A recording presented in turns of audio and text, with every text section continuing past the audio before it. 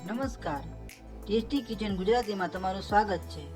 તો આજ આપણે બનાવીશું રોટલી, થેપલા અને પરાઠામાં ખાઈ શકાય તેવી ચટણી। તો ચટણી બનાવવા માટેની સામગ્રી આપણે જોઈ લઈશું।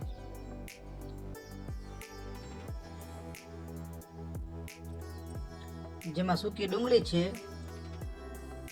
આ લીલા મરચાં છે, આ ટામેટા છે, આ લીલા ધાણા છે, આ લસણ છે, આ મીઠું છે અને આ ધાણા જીરું પાવડર છે। તો ચટણી બનાવવા માટે આવી રીતના આપણે ખાંડણી લઈ લીધી છે, જેમાં સૌપ્રથમ મરચાં નાખી દઈશું, પછી ડુંગળી નાખી દઈશું,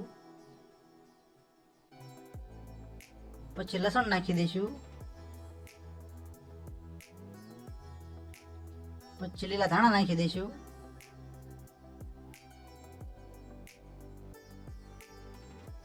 પછી સ્વાદ પ્રમાણે મીઠું નાખી દઈશું, પછી ધાણા જીરું પાવડર નાખી દઈશું અને આ બધી જ સામગ્રી આપણે એકદમ ઝીણી ખાંડી લઈશું। ટમેટાને આપણે બધી જ સામગ્રી ઝીણી ખંડાઈ જાય પછી જ નાખવાના છે, પહેલા નથી નાખવાના। પહેલા નાખવી તો આ બધી વસ્તુ ખાંડતા નહીં ફાવે।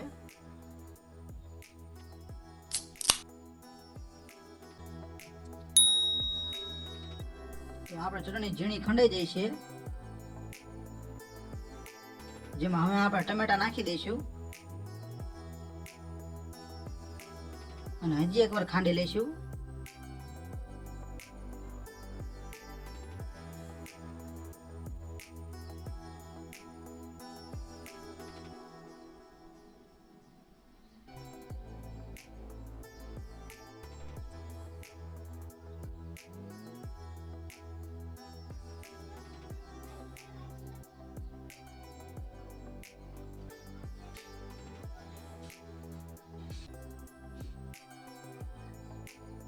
તો આપણે ચટણી બરોબર ખંડાઈ ગઈ છે, જેને આપણે એક વાટકીમાં કાઢી લઈશું।